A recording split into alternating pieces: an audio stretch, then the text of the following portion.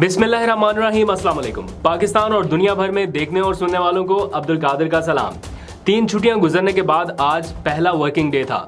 साबिक वज़ीर आज़म और कौमी क्रिकेट टीम के साबिक कप्तान और 1992 वर्ल्ड कप के फातेह इमरान खान की रिहाई के लिए अच्छे की उम्मीद लिए उनके जो वकला थे वो आज भी हाई कोर्ट से अटक जेल के दरमियान चक्कर लगाते रहे, लेकिन सज़ा मुअत्तली के लिए उनकी जो मरकज़ी अपील है ना तो उसकी तारीख तय हो सकी और ना ही वकला की इमरान खान से मुलाकात हुई।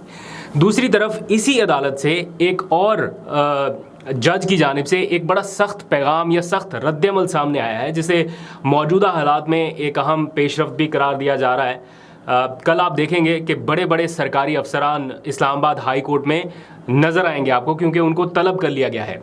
इसमें आईजी जेल खाना जात, आईजी इस्लामाबाद ज़ाती हैसियत में तलब किए गए हैं, फिर चीफ कमिश्नर भी बुला लिए गए हैं, डिप्टी कमिश्नर, एसएसपी ऑपरेशंस और जो मुतलका अहम अफसरान हैं उनको शो काज नोटिस जारी कर दिए गए हैं कि क्यों ना आपके खिलाफ तौहीन अदालत की कार्रवाई शुरू की जाए। आईजी इस्लामाबाद ज़ाती हैसियत में तलब किए गए हैं, उसकी भी तफसील आपको बताऊँगा। आज दौरान समाअत क्या कुछ हुआ, अदालत के क्या रिमार्क्स थे, सरकारी वकील क्या कहते रहे, ये सारा अहवाल कुछ ही देर में आपके सामने रखता हूँ। लेकिन उससे पहले थोड़ा सा जिक्र पीसीबी की उस छोटी हरकत का जिसके दुनिया में बड़े बड़े चर्चे हैं इन दिनों। आप इमरान खान के सख्त से सख्त नाकिद भी क्यों ना हो या कि कोई भी सख्त नाकिद क्यों ना हो, किसी से भी पूछ लें, उसके सामने जाके बस आप 1992 का वर्ल्ड कप बताएं, नाम लें 1992 का वर्ल्ड कप, तो वो आगे से आपको इमरान खान का नाम बताएगा। आपको इमरान खान की सियासत से इख्तलाफ हो सकता है, लेकिन पाकिस्तान उनकी क़यादत में वर्ल्ड कप जीता है, इस हकीकत को कैसे और किस हैसियत से नज़रअंदाज किया जा सकता है। इसके बावजूद पीसीबी ने इमरान खान की शक्ल को 1992 वर्ल्ड कप की जो एक डॉक्यूमेंट्री बनाई उसकी हाईलाइट से गायब कर दिया।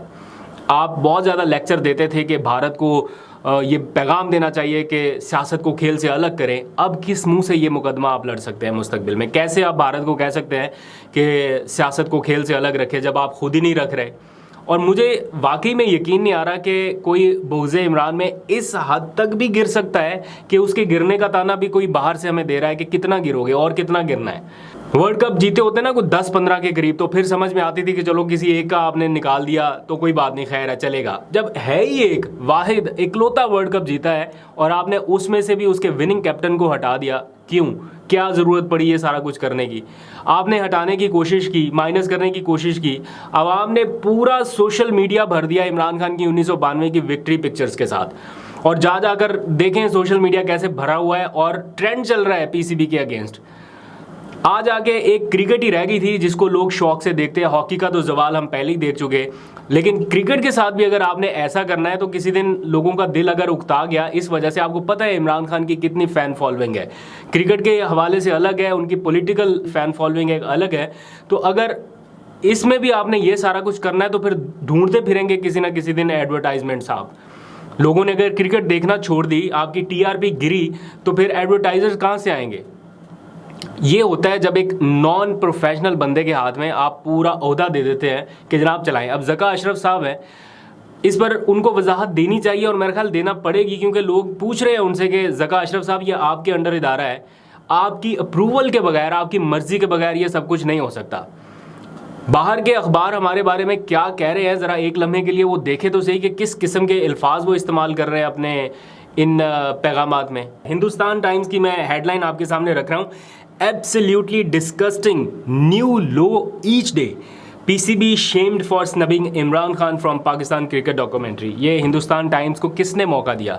आपने मौका दिया। इस वीडियो में जो आपने तैयार करके अपलोड किया उसमें भुट्टो भी नज़र आ रहा है, उसमें बेनज़ीर भी नज़र आ रही है, इसलिए कि चेयरमैन पीसीबी ज़का अशरफ साहब का ताल्लुक पीपल्स पार्टी से है। तो अगर उनका ताल्लुक पीपल्स पार्टी से है तो इसका मतलब ये है कि इमरान खान को आपने बिल्कुल हटाना है, या हटाने के बाद क्या लोगों को नहीं पता चलेगा कि ये आपने कितनी छोटी हरकत की है? और मैं एक्सपेक्ट करता हूँ कि वो तमाम लोग जिनको इसमें दिखाया गया है, ये जो 8-9 लोग हैं, वो अपने ट्विटर अकाउंट से आए सामने और उनको भी ये एटलीस्ट प्रोटेस्ट रिकॉर्ड करना चाहिए। वसीम अकरम साहब को करना चाहिए, बाकी जो लेजेंड खिलाड़ी हैं उनको करना चाहिए कि ये पॉलिटिक्स को आप इसमें खेल के अंदर इस तरह से इन्वॉल्व ना करें। वो सारे आके कहते हैं कि जनाब इमरान खान लेजेंड है, इमरान खान लेजेंड है, हमने उनसे सीखा, हम उनसे इंस्पायर हुए। तो जब अब मौका है आपके बोलने का तो अब आपको बोलना चाहिए।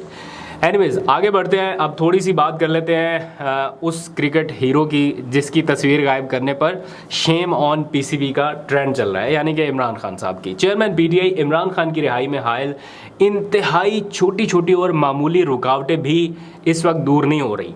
3 छुट्टियों के तवील और सब्र आजमा इंतज़ार के बाद आज वर्किंग डे था, लेकिन उनकी ज़मानत और सज़ा मअतली की जो मरकज़ी अपील है, ना तो उसके ऊपर समाअत हो सकी और ना ही वो समाअत के लिए फ़िक्स हुई।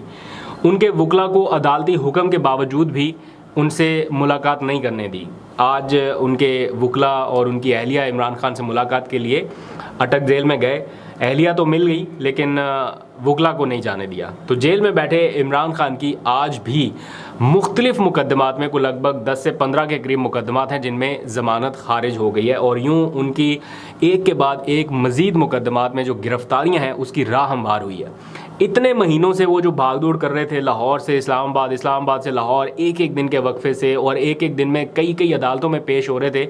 ऐसा लग रहा है कि वो सारी मेहनत उनकी ज़ाया होती जा रही है, और वो इसलिए यहाँ पर पेश हुए ताकि ज़मानतें ले सके। मुकदमात वो लड़ना चाहते थे लेकिन ज़मानत उन्हें मिलती रहे। अब वो एक एक ज़मानत मनसूख हो रही है।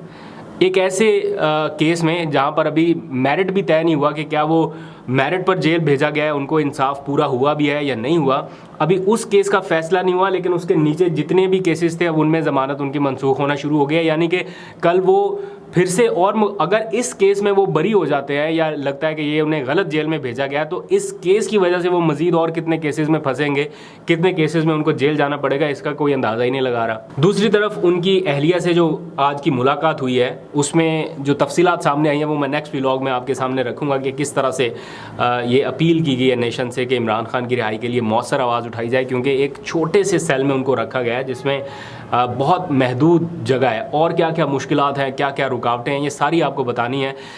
ना वकला को रसाई दी जा रही है, ना मिलने की कोई अटैम्प्ट कामयाब हो पा रही है। ये सारी सहूलियात जेल मैनुअल के मुताबिक एक कैदी को मिलती हैं, ये उसका हक है, ये किसी भी आम प्रिजनर को मिलती हैं, लेकिन इमरान खान को नहीं मिल रही। वो इस्लामाबाद हाई कोर्ट से थोड़े मायूस नज़र आ रहे हैं। उनको लगता है कि शायद उन्हें इस्लामाबाद हाई कोर्ट से इंसाफ नहीं मिलेगा, लेकिन मसला ये है कि वो अभी डायरेक्ट सुप्रीम कोर्ट भी नहीं जा सकते जब तक इस्लामाबाद हाई कोर्ट इस सारे चीज़ का फ़ैसला नहीं सुना देता।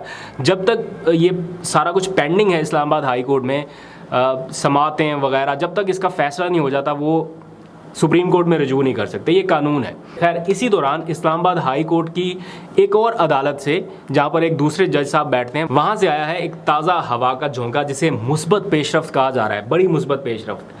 आज उस अदालत में शहरियार आफरीदी और शानदाना गुलजार की गिरफ्तारी के केसेस के ख़िलाफ़ जो दरख्वास्तें थी उनकी समाअत होना थी।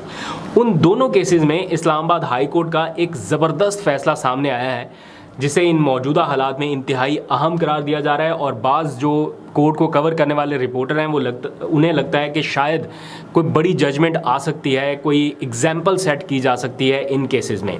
इस्लामाबाद हाई कोर्ट के मुअज़्ज़ज़ जस्टिस बाबर सत्तार ने शहरियार आफरीदी के ख़िलाफ़ बार बार 3 MPO का जो ऑर्डर है जिसको रिपीट कर करके उनको गिरफ़्तार किया जा रहा है, तो उसको इस्लामाबाद हाई कोर्ट के इख्तियारात का मजाक उड़ाने के मुतरादिफ करार देते हुए DC इस्लामाबाद को तौहीन अदालत का नोटिस जारी कर दिया है। साथ ही हुक्म दिया है कि शहरियार आफरीदी को कल सुबह ज़ाती हैसियत में अदालत में प्रोड्यूस किया जाए, यानी पेश किया जाए। फिर जस्टिस बाबर सत्तार ने DC इस्लामाबाद और जो SSP ऑपरेशंस हैं उनको भी नोटिस जारी कर दिए हैं। चीफ कमिश्नर इस्लामाबाद को भी ज़ाती हैसियत में तलब कर लिया गया है और कहा है कि अदालत में आकर जवाब दें कि क्यों ना इनके खिलाफ तौहीन अदालत की कार्रवाई अमल में लाई जाए। साथ ही जो अडयाला जेल के सुपरिटेंडेंट हैं उनको भी बुला लिया गया है और उनको कहा गया है कि शहरियार आफरीदी को कल अदालत में हर हाल में प्रोड्यूस किया जाए। जस्टिस बाबर सत्तार ने जब इस केस की समाअत बिल्कुल शुरू की तो आगाज़ में उन्होंने कहा कि जिस ऑर्डर के तहत इन्हें नज़रबंद किया गया है, ज़रा वो ऑर्डर तो अदालत में पढ़ें। तो उनकी हिदायत पर ऑर्डर अदालत में पढ़ा गया तो जस्टिस बाबर सत्तार ने पूछा कि इससे पहले जिस ऑर्डर में गिरफ़्तार किया गया था वो कौन सा ऑर्डर था। तो शहरियार आफरीदी के जो वकील हैं शेर अफजल मरवत, उन्होंने बताया कि ये 7वां MPO का ऑर्डर है, एक के बाद एक, ये 7वीं मरतबा वही ऑर्डर इन्होंने जारी किया है और इसी की वजह से मुलज़म जो है वो तकरीबन 90 रोज़ से जेल में है। 7 मुकदमात में उनकी गिरफ़्तारी हुई, 7 में उनको ज़मानत मिल गई, लेकिन ताहाल जेल से रिहा नहीं हो सके। तो अदालत ने पूछा कि अभी फिर कौन सी जगह रह गई है, इस्लामाबाद से भी एमपीओ का ऑर्डर जारी हो गया, रावलपिंडी से भी हो गया, कौन सी जगह रह गई जहाँ से ये ऑर्डर जारी नहीं हुए। तो वकील ने बताया कि सिर्फ बलूचिस्तान और सिंध बचे हैं, बाकी हर जगह से, हर सूबे से उनके एमपीओ के ऑर्डर जारी हो चुके हैं। तो जस्टिस बाबर सत्तार ने कहा कि अगर किसी शहरी को आपने हिरासत में रखना है तो उसकी जायज़ वजूहात भी देना होगी। इसके बाद उन्होंने क्या क्या ऑर्डर पास किए अभी मैं आपको बताता हूँ, लेकिन ऐसा ही सेम केस शानदाना गुलजार का था, तो उन्होंने वो केस भी सुना और उस केस में भी जस्टिस बाबर सत्तार ने आज जो समाअत का तहरीरी हुक्मनामा जारी किया है उसमें उन्होंने कहा है कि शानदाना गुलजार को भी कल सुबह 10 बजे इस्लामाबाद हाई कोर्ट में पेश किया जाए। डिस्ट्रिक्ट मजिस्ट्रेट और आईजी इस्लामाबाद को भी ज़ाती हैसियत में बुला लिया गया है। साथ ही ये भी हुक्म दिया है कि डिस्ट्रिक्ट मजिस्ट्रेट गुज़िश्ता 3 महीनों के अंदर जो एमपीओ के तहत ऑर्डर जारी किया है उनका रिकॉर्ड भी पेश करे, पता तो चले कि ये ऑर्डर सारे एक ही पार्टी के लोगों के खिलाफ जारी हो रहे हैं या नुक्से अमन में कुछ और लोगों को भी इस किस्म की सिचुएशन का सामना करना पड़ा है। और फिर उन्होंने ये भी कहा कि वो अफराद भी पेश हों जिन्होंने डिस्ट्रिक्ट मजिस्ट्रेट को ये मालूमात दी कि शानदाना गुलजार नुक्से अमन के लिए कोई ख़तरा बन सकती हैं।